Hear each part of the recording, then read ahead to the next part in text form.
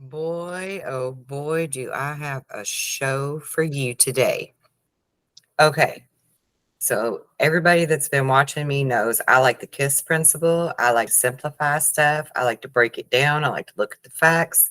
I like to look at things logically, realistically, but also intuitively. And we've got a whole gamut full to cover today. We're going to talk sort of in code because that's the way we've got to do things. And a lot of you are actually familiar with that anyway. So you're going to be able to keep up just fine. Now, I want to start off my opening statement with saying a quote from a United States government lawyer. Pay attention. Government doesn't care about anything but control of the labor to appease the entity. What? Government doesn't care about anything but control of labor to appease the entity. The entity. We're going to get into what that means. We're going to talk conspiracies. We're going to talk prophecies. We're going to talk theories. And hopefully you're going to learn a lot because I'm going to connect the dot. All right. I'm going to share this screen and show you a thing or two. And I think where is it? I want to start.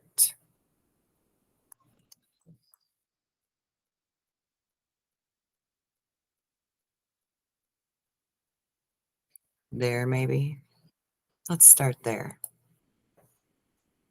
That's a good starting point. Now, New Orleans underground is on fire. I don't know how many of you are aware of that. There's a whole host of things like that going on right now. It's all over the place. Look, it's on fire underground. What could cause this? Let me think. Natural gas, oils in mining areas, perhaps. I don't even know if there are mining areas in New Orleans because I don't know that much about New Orleans. I have a friend that lives there. I should ask him. I should have asked him before I did the show, but I didn't. And I digress. There's a lot going on. We have all these train derailments that people have been talking about for, the entire year. Lots of those happening. And I have reason to believe that this too is linked to earth changes that are taking place because of cyclical events that are happening and culminating all at once upon us. That, yes, does in fact have something to do with this thing we call Planet X, which we'll get to in a little while. That's not actually a planet. But on average per year in the United States, there's approximately 1,689 train derailments. They just don't really get talked about a lot.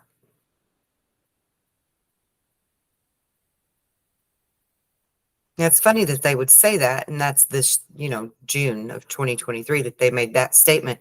Whereas down here at the bottom, it clearly says that there were 124 train derailment accidents between the years of 2010 and 2019. So how is it we only have 124 in 9 years? But now up here in June, they're trying to tell us that on average, where did it go? I lost it. On average, there's 1689.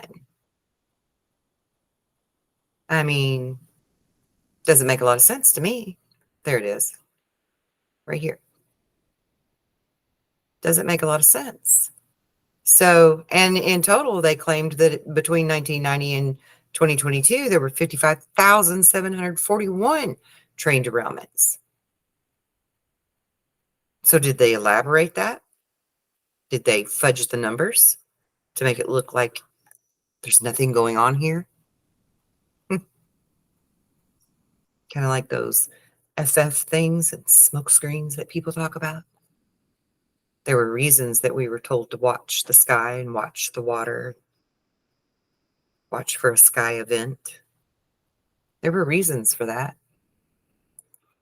Then we have all of these really strong geomagnetic storms that are literally causing radio blackouts all over the planet right now. I know that you should be experiencing just as aggravatedly as much as I am the internet and cell phone issues and even satellite for your TV and such. We've had these auroras in places that we don't normally see them several times this year, actually, much further north or much further south than their normal northern areas. All a reason for all of this. And look, China's flooded. There's all kinds of stuff going on in China now, too. The whole world is feeling this. Something big just happened with Yellowstone, right? Where the magma chamber stalled out or something, and they're thinking that's the precursor to the big one. There are reasons for all of this. The hot springs and underground magma chambers in the areas of the hot springs are on the move right now, creating new magnetic anomalies all across the United States for sure, because I've been tracking those. It's a lot to keep up with, so I have to kind of keep it to my own country. No offense to anybody. By watching my own country, I know what's happening worldwide. I understand it because you put that with all of the earthquakes that are happening and all of the volcanoes that are happening worldwide and all of the other things like flooding in China that's taking place around the world. And it's a very clear picture, or you could call it a theory, or you could call it a conspiracy, whatever you wish. But it certainly looks to me that it's all culminating and leading up to the very real realities of the Planet X and an impending pole shift, which is what I've been trying to tell you all along. Now, I have some points to make. I love Gina Marie, by the way. She's my neighbor just down the road from me, not too terribly far. Shout out to her. Don't know her personally, but I like her work and I like her moxie and I love her soul. She's got a great soul. This is an image from SOHO. This is the sun behind this big black disc that we block out so that we can watch the flares happening around the sun. This over here is a quite large body, celestial body. No, not a planet. Yes, they call it Planet X, but it is not a planet. It's a binary star. It's our binary star. All of our ancients have told us about this star. They've called it the blue Kachina, the red Kachina, the harbinger, Nibiru, the destroyer, the messenger. It's came by a lot of names, just like many biblical deities had the same signature as Greek mythology or Roman mythology or so on and so forth deities.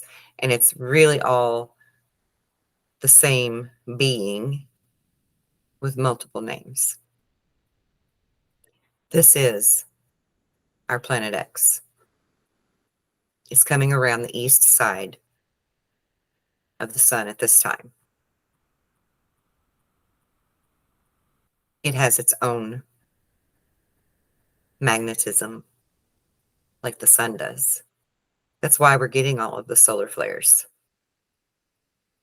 That's why we're getting all of the radio blackouts and the auroras and the train derailments and the magma chambers on the move or stalling out and flooding and bizarre weather patterns. The whole United States has been more humid this year than I can ever remember. And I'm in Indiana. We're used to humid. But it's been thick. As my mama would say, the air's so thick you could cut it with a knife. It's been thick. Climates are changing. And no, it's not climate warming. It's not global warming in that sense. I mean, yes, it is changing. Definitely. Most definitely. No debate there. The oceans are warming up. The currents are changing. All of it's changing. It's cyclical. Our planet is growing, just like we grow and change. And we can either roll with it and go with it or get tussled and pummeled and whatever else happens to us. And that depends on our vibration. And I know this because that's why I'm here. That's why I remember all that I remember. That's why I'm doing what I'm doing, because we can change it. Our vibration, our thoughts, our awareness can alter this. No, we can't make Planet X go away, but we can certainly help to stabilize our shields of our planet. We can certainly help to calm hurricanes and floods and earthquakes and diffuse them. Some would call that conspiracy. Some would call that theory. I call that knowing from applying it with proper scientific methods and seeing good results. But this is that binary star. Now, let's look at the pole shift stuff. And I'm going to share all of these links and give credit to every one of these people for their hard work in all of this. Just a moment, because this crazy thing always, if it can't see me, it thinks I'm not here, which is ridiculous. Okay. So let me go back to my screen here. Okay, so this is Maverick Star, and he does very good, extensive work on tracking the movement of the pole shift. Now, I want to speak on this at this juncture of the conversation, because I've just said to you that we can alter these things. We can change these things. And then I know this by applying scientific methods and seeing good results. Well, he actually has the proof of some of my good results, not just my efforts, but others who are like me, who know the same things I know how to do. So we're just going to take a listen for a moment to what he has to say. I think it will allow his audio. I hope so.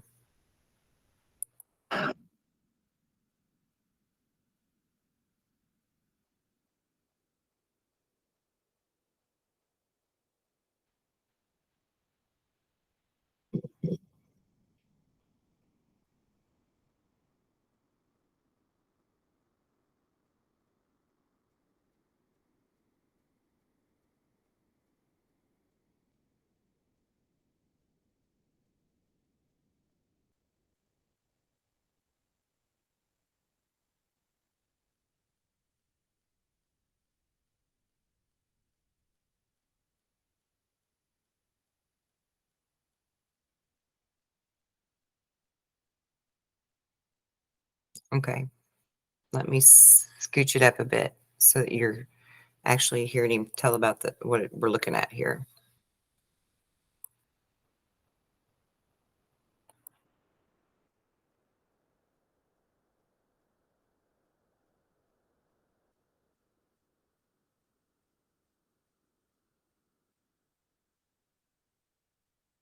Okay, hold on. I apologize. I thought I had this at the right spot. Let me back up.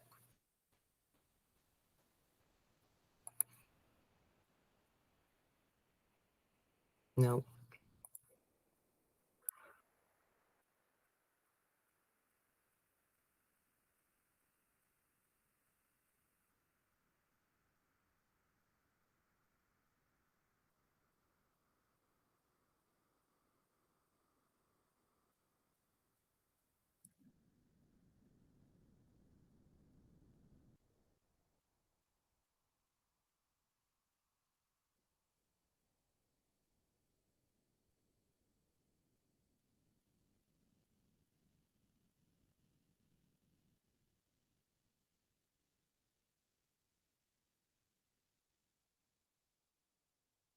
Okay, so basically, I'm going to try to find the right spot, but basically what has happened is a lot of people were aware that around April is when our pole shift should have happened because at the um, because of the fast uptick of the pole moving, the North Pole moving.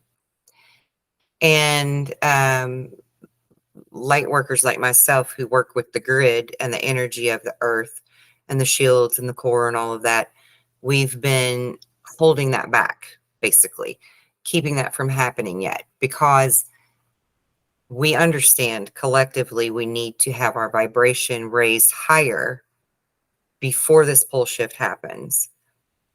And that it really would be optimal if it happens after the passing of said planet X rather than prior to. So we're trying to postpone this as much as possible. So in April, early April, the North Pole actually went backwards from the direction it was moving in and stopped for a while. And then recently in June, it moved forward, I think 12 miles or something like that, and was halted again and pulled back a bit. And that's what you see here on the graph. It had been pulled back to there, if I'm looking at this appropriately. Yeah, because the 45-degree mark is the sweet spot for it to go ahead and flip. Once it gets to the 45-degree mark, that's when it's going to just catapult into the flip. So it was at the 40-degree mark and we pulled it back. And then it moved forward again and we pulled it back again. And it's holding steady there once again. And I'll admit, I had a lot going on in May and June, helping to take care of my mother and stuff. And I wasn't focusing on this quite as much as I needed to or wanted to. But, my mother needed me more at the moment. So I had to focus my attention on her mainly. And I'm sure that other people are also, going through their own stuff and don't have time to do this every single day or whatever. And so it slipped back is basically my point. It slipped back and back into a forward position. And then, enough of us noticed it and pulled it again backwards to hold it back. And it's standing steady there again. And hopefully we'll maintain that position so that it does not creep forward to that 45-degree mark, because that is when a definite catapult will happen. That's been scientifically tested and proven over and over and over again in the laboratories, that once the magnetic pole gets to the 45-degree mark, it slingshots, it flips, and then it'll trigger several times off and on until it recalibrates and stabilizes. And so we're going to lose gravity temporarily. And nobody really knows how long that is, really. And so we don't want that happening while our planet's shields are weak. We don't want that happening while things are going on inside the core. We really don't want that happening while all of this other stuff is in play with train derailments because of Earth movement and tectonic plate shifts and all of this stuff that's happening, right? So we're trying to hold back that pole shift as long as we can until this other growing pains, if you will, or growing spurts have passed. And they're not going to be passed until planet X has went past. So this is what we're trying to hold back. Unless, of course, everybody could level up in super speed, record time, and then we can prevent it together. Now, there's a lot of people out there who are still actually wondering, is Planet X real and all of that, even though you can clearly see it right here on SOHO's imagery, okay? So let me just entertain you for a moment, and we'll take a look at this paper that was written by NASA. I believe it was, I think JPL did it actually, the JPL laboratory. So we'll just go over this real quick, okay? Here's the overview. Caltech researchers have found mathematical evidence suggesting there may be a planet X deep in the solar system. This hypothetical Neptune-sized planet orbits our sun in a highly elongated orbit far beyond Pluto. The object, which the researchers have nicknamed Planet 9, could have a mass of 10 times that of Earth and orbit about 20 times farther from the sun on average than Neptune does. It may take between 10 and 20,000 Earth years to make one full orbit around the sun. Now, we all know, anyone who knows anything about Planet X knows that that's not an accurate assumption, but that's okay. Now, I want to, of course, they're going to go through their whole spiel about how it doesn't mean that this is blah, blah, whatever. But then when you really get into it, it says that the new research provides evidence of a giant planet tracking an unusual elongated orbit in the outer solar system. This prediction is based on detailed mathematical modeling and computer simulation. This large object could explain the unique orbits of at least 5 smaller objects discovered in the distant Kuiper belt. The possibility of a new planet is certainly an exciting one. As a planetary scientist, this is a quote from Jim Green at NASA's Planetary Science Division.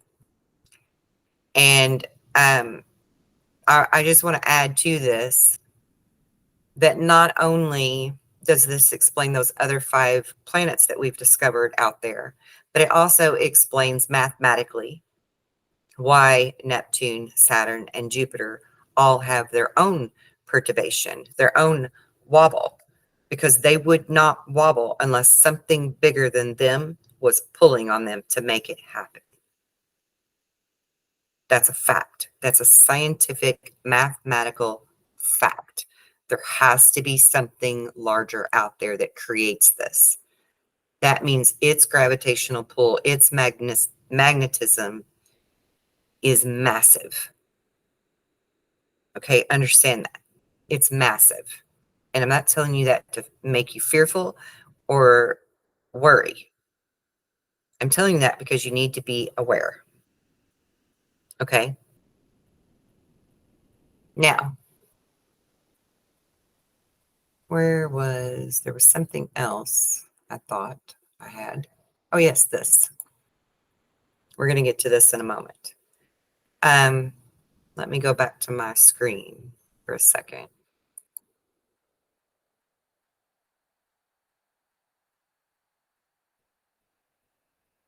There it is. That's what I want. Okay. So, I want to also speak with you a moment on Bigfoot and the existence of Bigfoot. And this connects. So bear with me. This connects to all of that. I personally know that Bigfoot exists because I've seen them since I was a child. I've seen them on 5 separate occasions, clearly, that I know for sure I was looking at a Bigfoot beyond a shadow of a doubt. I know they exist. The NSA also knows they exist. They have a list of 57 known alien species, and Bigfoot is on that list. Now, when I discovered that, it rather pissed me off because I personally always felt like they're just as terrestrial as we are. And maybe there's some kind of missing link or something. Well, I was close. Because you see, I think they're actually that missing link that we'd never understood about fallen ones or Nephilim. Okay. So, and they seem to always have this uncanny way of vanishing and not being captured and they can see in infrared and all these different things that prevents them from being caught on film most of the time. You can't sneak up on them. You can't be in the woods and them not know you're there. I mean, they're just very aware. There seems to be a lot of UFO sightings where there's Bigfoot. So I started thinking about all of this. And let me just circle back for a moment. That quote that I read from the government lawyer at the beginning of this, that quote was actually in reference to things like Bigfoot. Control of the labor to appease the entity. So let's say for a moment, hypothetically speaking, conspiracy speaking, that Bigfoot is the Nephilim. What does that mean for us exactly? We know that Bigfoot doesn't like a whole lot of people, but I actually can explain that. I think I personally feel like that they don't like a whole lot of people because, well, for the same reason we don't like a whole lot of people, because they're not nice people. They're not respectful of the planet. They're not in balance with nature. They're not in tune with their own intuition and their spirit. And if these are actually Nephilim, then they would know that we should have all of that going on, right? Especially if we were the ones that were supposed to be God's chosen ones and they were created as our helpers. I can kind of see their point of view of why they'd be pissed off at us. Honestly. So maybe they're not the bad guys that were painted in the pictures in the biblical and religious stories after all. Maybe they decided to go against God because they didn't like the way we were treating the planet and each other. Let's face it, we're warring creatures. 8 times out of 10, people would choose to be hateful and rude and mean when faced with adversity than to come at it from a place of understanding and love and compassion and acceptance for all of us to have our own opinion, just like we have our own rear end. So I can kind of sympathize. I can kind of put my feet in their shoes and see from their perspective on that. And I think a lot of you could too, because a lot of us are put out by hitting that easy button and choosing anger and hate first instead of love and compassion and acceptance. And we're all trying to raise our vibration now, or a lot of us are, to come from that place of love and kindness and compassion. And I feel like the Bigfoots, the Sasquatch, the Yeti, whatever you want to call them, the Nephilim, they can sense that in us. They can sense who we are. I've been face to face, this close, with a Bigfoot. Oh, I was scared to death. But it wasn't trying to harm me.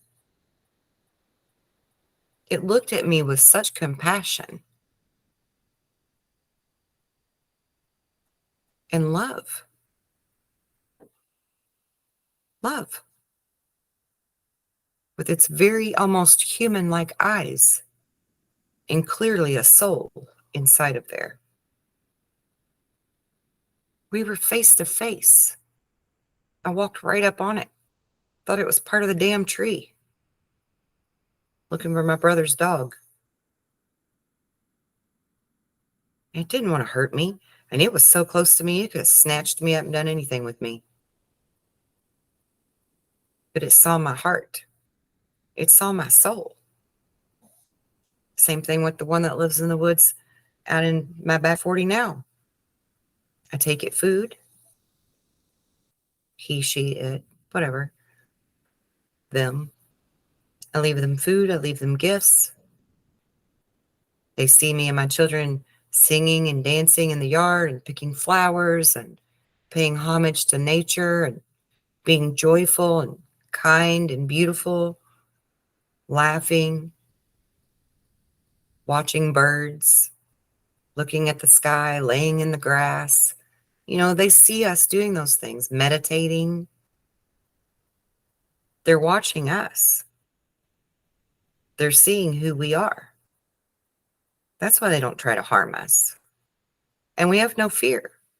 Even my children, they know to be respectfully fearful, because there's a difference there between respectful fear and real fear. And they know respectful fear, but they're not like scared of Bigfoot. My daughter affectionately calls them hairy foots. And she loves to take apples and peanut butter and candy bars out to them. Not alone, of course. I don't let them go alone. Because again, respectful fear, right? They're 10 times our strength. They're 10 times more intuitive. They're 10 times more spiritual. Why wouldn't they be Nephilim? Why wouldn't they be the giants of old? And what if they do have a planet that they actually belong to? I remember years ago the Mars rover showing what clearly looked like Chewbacca or a Bigfoot sitting on a cliff, almost in a thinking man pose, until the pesky little drone came up too close to him and he got up and walked up the cliff away.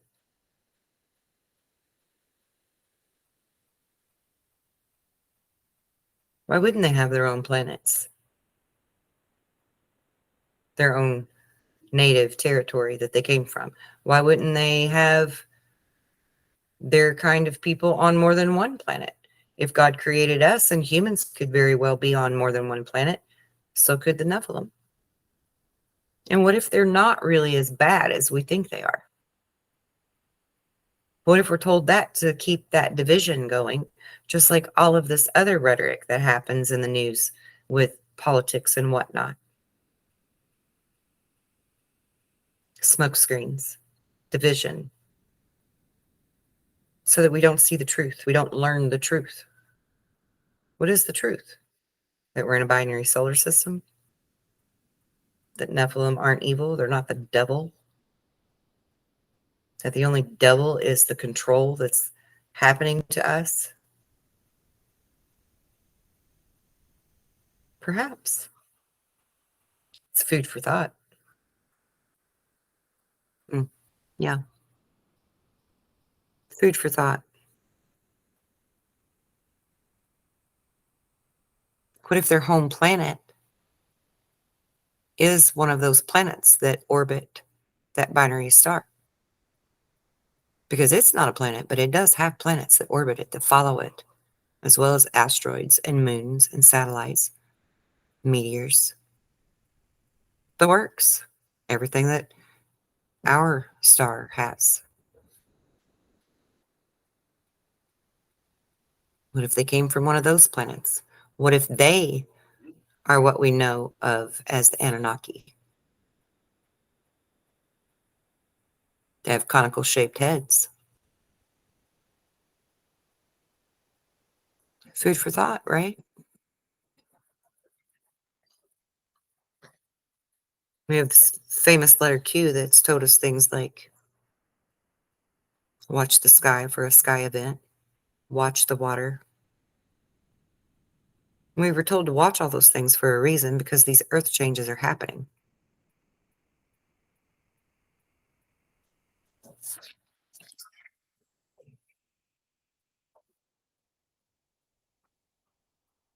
And all of this political rhetoric that I speak of that keeps you looking here instead of there, it was necessary, because we are in this very real awakening. So it was necessary in order for you to become aware. It was necessary in order for you to really learn how to think for yourself again. Research, study, listen to discernment and intuition. It was all necessary. But to continue to be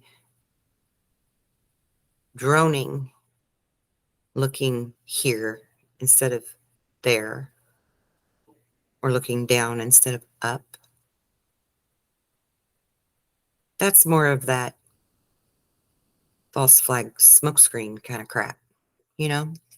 So don't be duped. Don't be duped.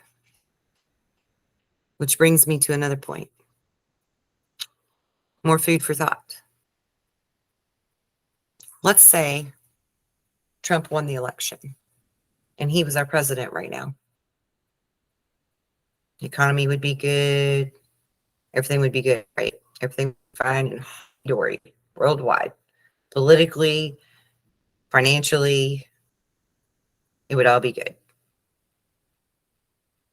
But then there would be so many questions about what this great big celestial body is that people are seeing with their naked eye now near the sun and often even near the moon at night. I have photographs of day and nighttime where you can clearly see it. They would be asking all these questions and they would be looking to Mr. Trump for those answers that he would not be able to for you. Now, I'm speaking as a conspiratist again. If they came right out and told you there's a binary star and that it's close and it's going to be passing us soon, and yeah, it's probably going to change the earth as we know it, would everybody still go to work tomorrow? Would they still do what all they're supposed to do? Would the economy continue to produce anything? Would factory workers be working? Would electricians be fixing wiring and poles and transformers? You know? No. You think this last little pandemic brought us to our knees worldwide? Honey, I'm here to tell you, if they flat out stop the world on a dime, it would be utter that. Not even me. Nobody wants that. So they're doing the same thing that many of us are doing in different ways. We're holding things back, you see. I'm a light worker. I work with the planetary grid, the dipoles, the core, the shields of the planet. I'm holding things back. And so are they. Have a role to play until the collective wakes up so that we can do something about this together.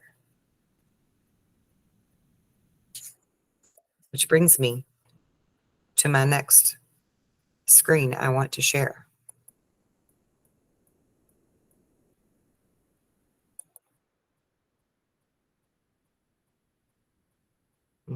Let's go here.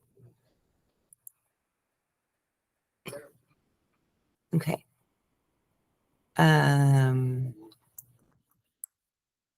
Where is it? Where is it? Oh yeah, this is it. Yeah. So this is a 4-minute clip, but we're only going to play the first minute. Again, all credit goes to everybody that's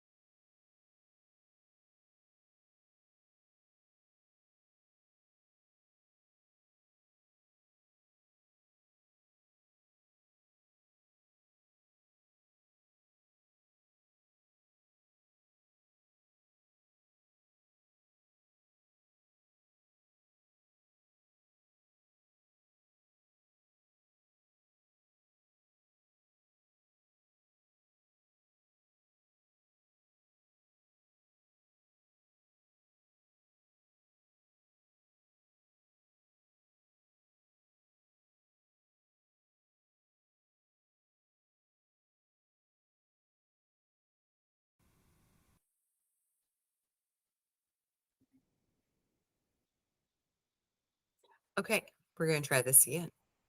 Had a little storm come through, knocked out the power and the internet and everything for a moment. Part of the storm, it's gone. Okay, so I'm going to share this screen. And I want you to listen to the intro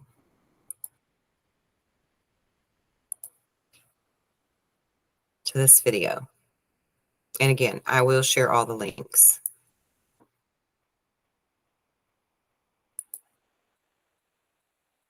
To ask you a question. What would you do if you could control what goes on in your body? If you could program it, so to speak. Would you set an alarm that forces your eyes to open in time for work or class? Or would you program your muscles to keep flexing even while you slept, to burn those extra calories while you're dreaming? Or would you be even more ambitious? Would you try and fix underlying medical issues by manually controlling your body? I ask all of this because this is where humans seem to be headed. A new research paper has been published by scientists in Switzerland. They say they can send electric commands directly to human DNA, meaning they can make human genes obey external commands. They claim to have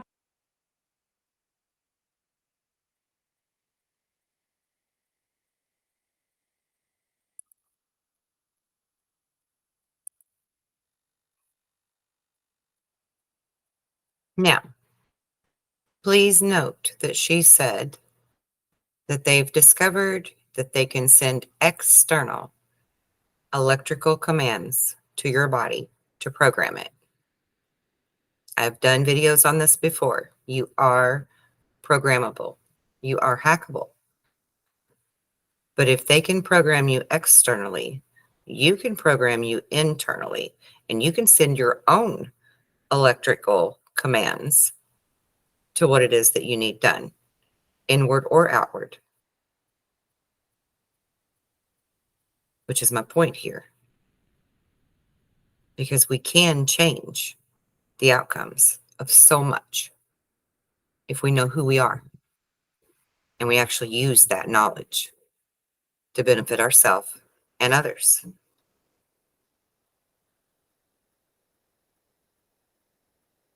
You are programmable. Electricity affects you.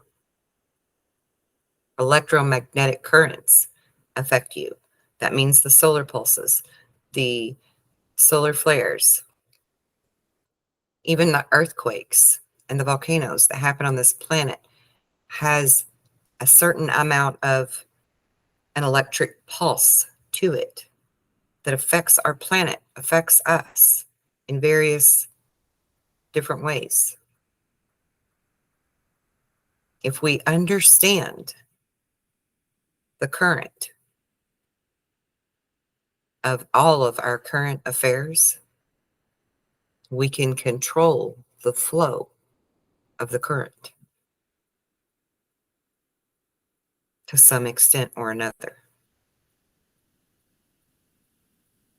We are powerful in numbers. We can change so much.